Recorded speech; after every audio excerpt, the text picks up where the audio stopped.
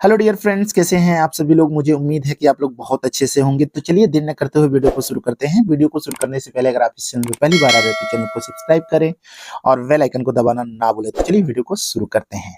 यहाँ पर आज हम लोग जो है बात करने वाले हैं अटल आवासीय विद्यालय की सच्चाई। बहुत सारे लोगों को जो कि हमारे उत्तर प्रदेश में रहते हैं, लेकिन उनको इस चीज के बारे में थोड़ी सी भी जानकारी नहीं है, क्योंकि बहुत सारे लोग अभी भी इस चीज से अनजान हैं। इतना बढ़िया विद्यालय है, नवोदय से हम तो कहेंगे उससे कम नहीं है, उससे बेहतर ही होगा। क्योंकि यहाँ पर जो भी चीजें हैं, सारी चीजें आपको नवोदय की ही तरह मिल रही हैं। हालांकि जो है उससे कहीं ज्यादा सीट आपको यहाँ पे मिल रहा है, यानी कि यहाँ पर पढ़ने के लिए आपको उससे कुछ ज्यादा ही जो है सुविधा मिल जा रही है। कुछ आपका परसेंट कम ही रहेगा तो भी आपका एडमिशन यहाँ पर हो सकता है। ठीक है। अटल आवासीय विद्यालय के बारे में मैं आपको बता दूं तो ये जो है मुख्यमंत्री योगी जी के द्वारा जो है चालू किया गया है। और ये जो है विद्यालय हमारे टोटल जो है 18 मंडलों में है, यानी कि पूरे उत्तर प्रदेश में टोटल 18 मंडल हैं और 18 मंडल में ये जो एक एक विद्यालय है। ठीक है ना। तो टोटल कितने विद्यालय हो गए आपके? 18 विद्यालय हो गए। अब यहाँ पर कुल कितनी सीटें हैं? तो 5040 सीटें हैं। ठीक है ना। तो ये विद्यालय जो है सारी सुविधाएं सेम टू सेम उसी की तरह है जैसे आपका जो है नवोदय विद्यालय का है। इसमें सारी फैसिलिटीज उसी तरह से है, सब कुछ वही है। एग्जाम का पैटर्न भी सेम वही है। ठीक है ना। तो चलिए हम यहाँ से एक एक पॉइंट्स को पढ़कर आपको समझाने की कोशिश करेंगे।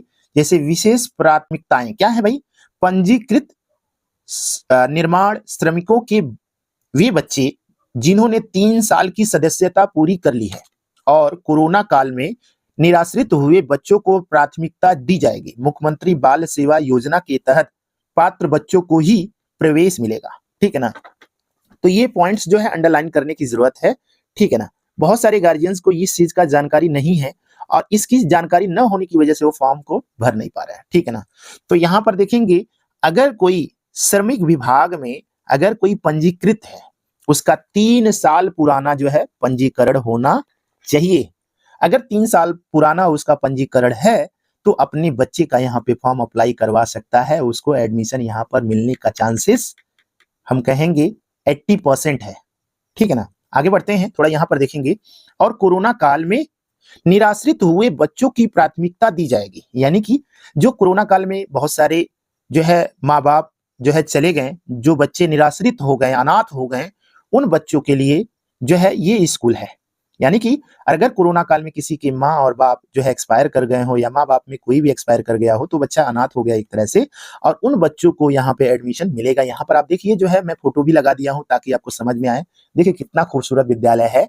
यहाँ पर भी आप देखेंगे जो है 2 विद्यालय का मैं यहाँ पे फोटो लगा दिया हूँ। फिलहाल आप नेट पे सर्च करेंगे अटल आवासीय विद्यालय तो आप लोगों को सब कुछ वहां पर दिखलाई देगा, यानी कि एक मंडल में आपको एक विद्यालय तो मिल ही जाएगा। ठीक है ना। तो मुख्यमंत्री बाल सेवा योजना के तहत पात्र बच्चों को ही प्रवेश मिलेगा। तो ये दोनों चीजें आप लोगों को समझ में आ गया होगा। कोरोना काल में अगर कोई निराश्रित हुआ है या फिर कोई जो है व्यक्ति है, अगर वो श्रमिक है, श्रमिक विभाग में अगर पंजीकृत है और उसका पंजीकरण जो है 3 साल पुराना है तो उसके बच्चे का यहाँ पे एडमिशन मिलेगा। उसको भी प्रवेश पत्र के लिए फॉर्म भरना पड़ेगा, जो कि पिछला अभी जो है 25 जनवरी लास्ट था, क्योंकि उसके पहले भी मैं वीडियो बना चुका हूँ, 2-3 वीडियो इसके लिए। ठीक है ना। अब यहाँ पर देखेंगे पॉइंट नंबर 2 यहाँ पे समझने की जरूरत है। केंद्रीय विद्यालयों से कम नहीं यूपी के अटल आवासीय विद्यालय। ठीक है ना। तो केंद्रीय विद्यालय का मतलब आप यहाँ पे समझ सकते हैं किस विद्यालय का नाम लिया जा रहा है। ठीक है ना। तो इस विद्यालय से कम नहीं है। ठीक है ना। और इसमें सीट की बात अगर हम कर लेते हैं तो सीट टोटल कितने हैं? 5040 सीटों पर एडमिशन शुरू है। हाईटेक पढ़ाई के साथ साथ रहना खाना सब क्या है? फ्री है। ठीक है ना। अब देखिए आगे बढ़ते हैं। दाखिला यानी कि एडमिशन का क्या प्रोसेस है। ठीक है ना। तो प्रवेश के लिए कक्षा 6 में 140 और 9 में 280 सीटें हैं। ठीक है ना। मैं आपको यहाँ पर एक बार कैलकुलेशन और समझाने की कोशिश करूंगा। ठीक है ना। 140 की बात कर रहा है। ठीक है ना। 140 का मतलब आप लोगों को इससे पहले वाले अटल आवासीय से संबंधित मैं एक वीडियो बनाया था जिसमें मैं बताया था कि 70 सीटें गर्ल्स के लिए होंगी और 70 सीटें किसके लिए होंगे? बॉयज के लिए होंगे। इस तरह से टोटल सीटें कितने हो जाएंगे? 140 सीटें हो जाएंगे। ठीक है ना। अब बताइए जो है एडमिशन मिलने का चांसेस है कुछ ज्यादा कि नहीं है? फिर आगे बढ़ते हैं। यहाँ पर कक्षा 9 में 180 सीटें हैं, 280 सीटें, वाह कितने सीटें हैं भाई, 280 सीटें हैं। तो ये 280 सीट बहुत ज्यादा है, कम नहीं बहुत ज्यादा है। सीटें प्रत्येक विद्यालय में निर्धारित की गई है। कक्षा 6 में प्रवेश करने वाले बच्चों की जन्म तिथि, यहाँ पे कंडीशन जो है इसको तो फुलफिल करना पड़ेगा, वो किसी भी विद्यालय में लेंगे, ठीक है ना। तो 1 मई 2013 से 31 जुलाई 2015 के बाद नहीं होनी चाहिए, ठीक है ना।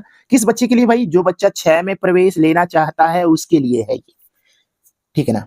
वहीं पे बात कर लेते हैं कक्षा 9 में दाखिला के लिए निर्धारित जन्म तिथि जो है 1 मई 2010 से 31 जुलाई 2012 के बाद नहीं होना चाहिए, यानी कि इन दोनों के बीच में ही होना चाहिए। तो दोनों डेट आपको कंफर्म पता चल गया होगा। 280 सीटें किसमें होंगे, 9th में, 140 सीटें होंगी 6 में, ठीक है ना। तो ये पॉइंट्स आपको समझ में आ गए होंगे। थोड़ा सा परीक्षा और आवश्यक दस्तावेज, ठीक है ना, क्योंकि एडमिशन किसी भी विद्यालय में होगा तो ये सारी चीजें तो लगने वाली है ही भाई, ठीक है ना।